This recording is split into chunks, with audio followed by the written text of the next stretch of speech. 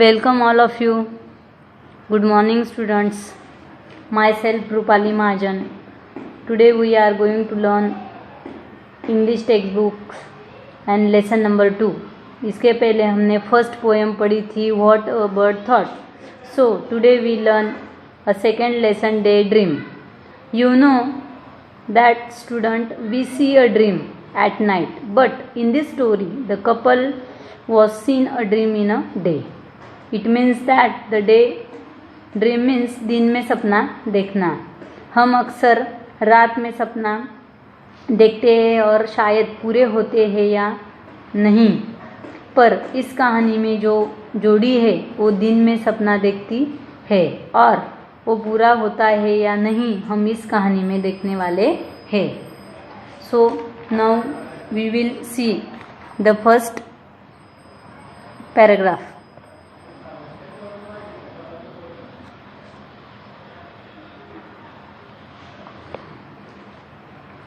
Once there lived a couple who spent a lot of time in an ideal talk. One day, the husband said, I have always wanted to keep a cow, and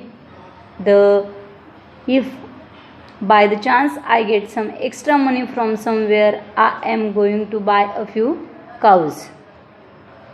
तो एक बार की बात है. Once there live a couple. Spend यानी अपना time बिताना. Ideal यानी useless means something you do without reason. Ideal के बाद नेक्स्ट वर्ड है चांस यानी an opportunity. So now we will explain this paragraph. एक बार की बात है, एक जोड़ा एक जगह पर रहता है और जो बेकार की बातों में अपना समय बिताता था. एक दिन पति ने कहा, हमेशा गायों को हमें पालना चाहता हूँ या गायों को मैं अपने घर रखना चाहता हूँ.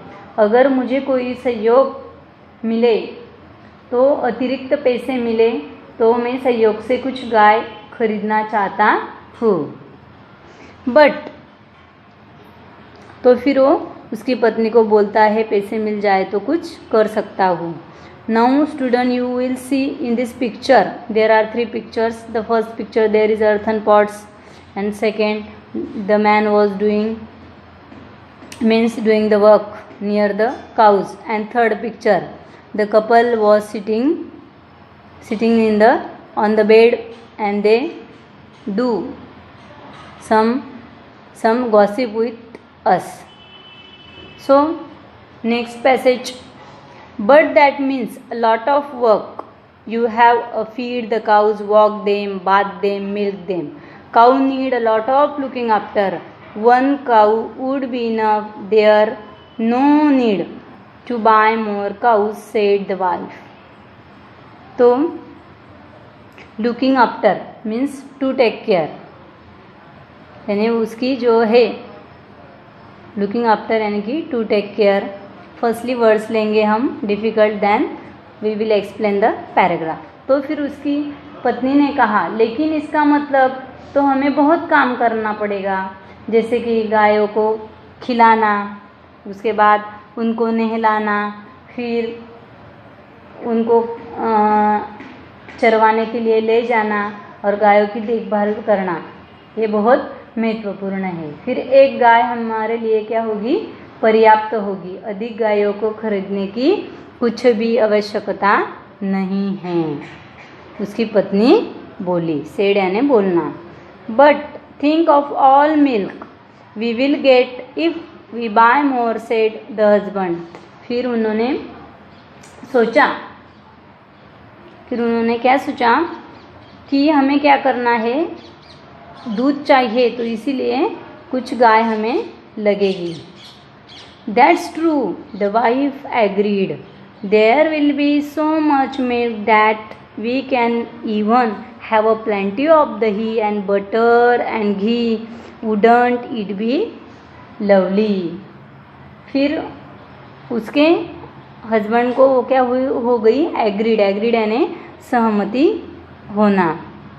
फिर उसके हस्बैंड को वो बोलने लगी, हमारे पास ज़्यादा गाय रहेगी तो ज़्यादा दही भी, यानी कि ज़्यादा दूध भी आएगा, दूध मिलेगा, उसके बाद बहुत सारा दही होगा, मक्खन होगा, और ये हमारे लिए कैसा होगा, बहुत अच्छा होगा। Plenty of means lot of. Next line, how lucky that I have all these earthen pots kept aside. I will use one of the pot for milk, one for dahi, one for butter. The ghee I will put in another jar, and I will use this remaining pot to send milk to my sister. देखो फिर earthen यानी कि क्या है, made of baked clay और mud. Send यानी भिजवाना, और रिमेनिंग यानी बचा हुआ। फिर वो बोलने लगी कि ये मैं कितनी भाग्यशाली हूँ कि मेरे पास सभी मिट्टी के बर्तन हैं, और इन बर्तनों का उपयोग मैं दूध के लिए करूँगी, एक दही के लिए करूँगी, बटर यानी माखन के लिए भी करूँगी, घी के लिए करूँगी, और ये जो दूसरा जार है उसमें बचा हुआ मैं मिल्क रहेगा, दूध रहेगा, वो मैं उसमें डाल दूँगी, और फिर मेरी बहन के घर वो भिजवा दूँगी। तो फिर देखो next paragraph, send a milk to your sister who said you could send milk to your sister, there will be plenty of milk if you have so many cows, why shouldn't I send it my dear sister. फिर उसने कहा कि ये जो बचा हुआ जो milk है वो मैं क्या करूँगी, मेरी बहन के घर भिजवा दूँगी। फिर उसने कहा कि अगर हमारे पास इतनी सारे गायें होंगी तो दूध भी कैसा रहेगा, हमारे पास ज़्यादा रहेगा, इसीलिए वो मेरे बहन के घर भिजवा दूँगी। Because we are going to sell it in the market, that's why I will decide what to do with all that milk, and not a drop of it goes to your sister, remember. फिर उसने कहा कि ये जो दूध है इसकी एक भी बूंद तुम्हारे बहन के घर हमें भिजवानी नहीं है। डिसाइड यानी कि ये खुद मैं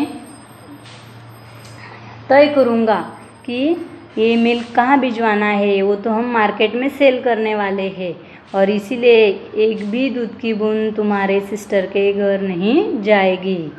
आई will see how you can stop me from sending a pot of full milk to my dear sister. I do all hard work running after the cow, and so naturally I will decide what happened to the milk. Just try stopping me, the wife exclaimed. फिर उसके wife ने कहा कि मैं भी देखती, exclaim यानी कि क्या, कहना। तो फिर उसने कहा कि ये सब जो गाय रहेगी उनको नहलाना, फिर उनको चरवाना, उनका दूध निकालना, ये सब काम मैं करूँगा, और फिर मैं ही तय करूँगा कि ये दूध किसको भेजना है। तो फिर तुम्हारे सिस्टर के घर ये दूध नहीं जाएगा। फिर उसने कहा कि मैं भी देखती हूँ कि मुझे कौन रोकता है। Next page number 3. In this picture the husband and wife is here and the Gopal Bhand. Is that so? Shouted the husband. Shouted यानी क्या, जोर से चिल्लाना। What is then? He began to lift and smash the earthen pots one by one. His wife began to scream. फिर उसकी wife जो है जोर जोर से क्या करने लगी, चिल्लाने लगी। नेक्स्ट, और जोर से चिल्लाने के बाद हस्बैंड ने कहा, तूने डायरेक्टली उनके घर दूध दिया तो मैं भी देख लूँगा क्या हो सकता है। फिर उसने घर में से एक अर्थन पॉट निकाल के वो फेंकने लगा और फिर वो चिल्लाने लगी। गोपाल भांड who was passing by heard all the commotion and rushed inside. फिर गोपाल भांड जो था, देखो कमोशन का मीनिंग है, commotion means a lot of noise.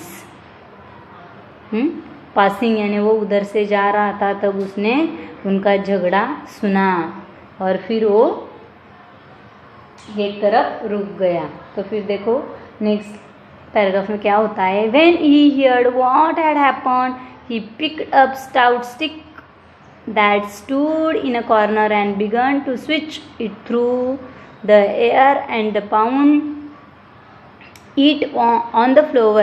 The husband and wife were both astonished to see his antic. Now write down some difficult words. First is stout. Stout यानी thick. Pound यानी hit with a great force. Next is switch यानी move quickly through the ear or making some soft sound. Next word है बेटा astonished means very surprised. And last there is antic. Antics means silly things or unusual way of behaving. तो फिर गोपाल भांड ने उनकी बात सुनी और फिर वो एक कोने में जाकर खड़ा हो गया और खड़ा होने के बाद उसके हाथ में क्या था, डंडा था और वो डंडा उसने उठाया और हवा में फर्श की तरफ वो घुमाने लगा। उसकी ये सब हरकतें देखकर वो पति पत्नी क्या हो गए, हैरान हो गए।